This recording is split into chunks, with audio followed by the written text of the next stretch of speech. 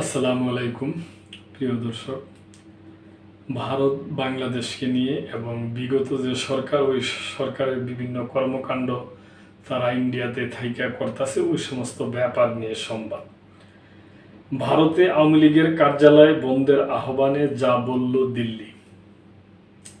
ভারতের রাজধানী নয়াদিল্লি ও পশ্চিমবঙ্গের কলকাতায় আওয়ামী লীগের রাজনৈতিক কর্মকাণ্ডগুলো অবিলম্বে বন্ধের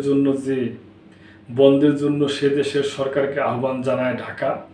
ভারতের পররাষ্ট্র মন্ত্রণালয় এর জবাবে বলেছে, ভারতে আওয়ামী লীগের কথিত সদস্যদের বাংলাদেশ বিরোধী কোনো কর্মকাণ্ড বা ভারতের আইনের পরিপন্থী কোনো কার্যক্রম সম্পর্কে ভারত সরকার অবগত নয়। বাংলাদেশের পররাষ্ট্র মন্ত্রণালয়ের জারি করা এক বিবৃতির বিষয়ে গণমাধ্যমের প্রশ্নের জবাবে বুধবার 20 আগস্ট ভারতের পররাষ্ট্র মন্ত্রণালয়ের মুখপাত্র রণধীর জয়সওয়াল এই মন্তব্য করেন। সাংবাদিকদের তিনি বলেন, ভারত সরকার অন্য দেশের বিরুদ্ধে রাজনৈতিক কর্মকাণ্ড তার মাটিতে পরিচালনার অনুমতি দেয় না। রণধীর জওয়ার বলেন, বাংলাদেশের অন্তর্বর্তীকালীন সরকারের জারি করা সংবাদ বিজ্ঞপ্তি ভিত্তিহীন। তবে তিনি উল্লেখ করেন, বাংলাদেশের জনগণের ইচ্ছা ও ম্যান্ডেট নিশ্চিত করার জন্য দ্রুততম সময়ের মধ্যে অবাধ, সুষ্ঠু ও অন্তর্ভুক্তিমূলক নির্বাচন অনুষ্ঠিত হবে বলে ভারত তার প্রত্যাশা ব্যক্ত করেছে। এর আগে বুধবার ভারতের রাজধানী নয়াদিল্লি ও পশ্চিমবঙ্গের কলকাতায় আওয়ামী লীগের রাজনৈতিক কার্যালয়গুলো অবিলম্বে বন্ধের জন্য সে দেশের সরকারকে আহ্বান জানায় ঢাকা।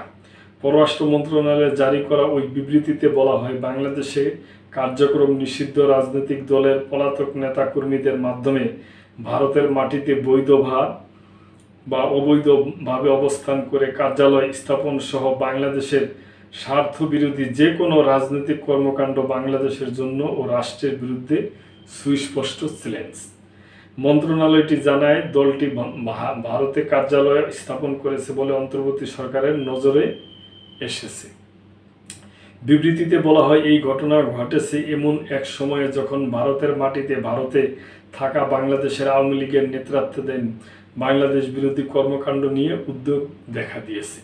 এতে আরও বলা হয়, এটা বাংলাদেশের চলমান রাজনৈতিক পরিবর্তনের উপর গুরুতর প্রভাব ফেলতে পারে এবং পারস্পরিক আস্থা ও শ্রদ্ধার ভিত্তিতে গড়ে ওঠা বাংলাদেশ ভারত ঘনিষ্ঠ সম্পর্ক ক্ষতিগ্রস্ত করার ঝুঁকি তৈরি করেছে। বিষয়টি বাংলাদেশের জনমত উত্তেজিত করতে পারে, যা দুই দেশের মধ্যে সম্পর্ক আরও ঘনিষ্ঠ করার চলমান প্রচেষ্টাকে প্রভাবিত করতে পারে বলে বিবৃতিতে সতর্ক করা হয়েছে। বিবৃতিতে বলা হয়, বাংলাদেশ সরকার ভারত সরকারকে আহ্বান জানাচ্ছেন যেন কোনো বাংলাদেশি নাগরিক ভারতের মাটিতে অবস্থান করে বাংলাদেশের বিরুদ্ধে কোনো কর্মকাণ্ড পরিচালনা করতে না পারে এবং কোনোভাবেই এমন কার্যক্রমকে অনুমোদন বা সহায়তা দেওয়া না হয়।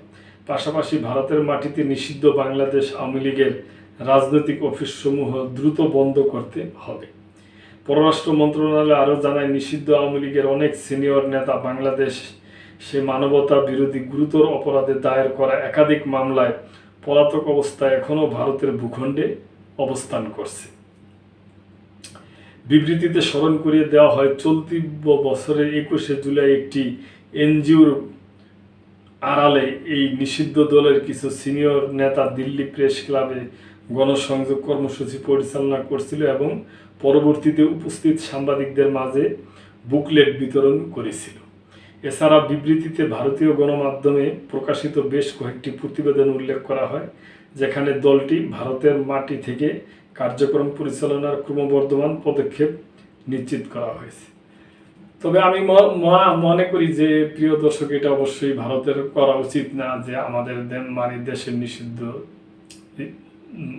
রাজনীতিবিদ হোক কিংবা অন্য কোনো হোক, অপরাধী হোক কিংবা যেই হোক, এদেরকে প্রশ্রয় দিয়ে তাদের কর্মকাণ্ড পরিচালনা করতে দেওয়া ঠিক হবে না। এটা ভারতের যেমন ঠিক হবে না, বাংলাদেশেরও এটা ঠিক হবে না। এটা আমি মনে করি বাংলাদেশ পররাষ্ট্র মন্ত্রণালয়ের কাছে যদি উপযুক্ত প্রমাণ থাকে, তাহলে তারা এটা সঠিকভাবে তারা করছে, দাবি জানাইছে ভারতের প্রতি।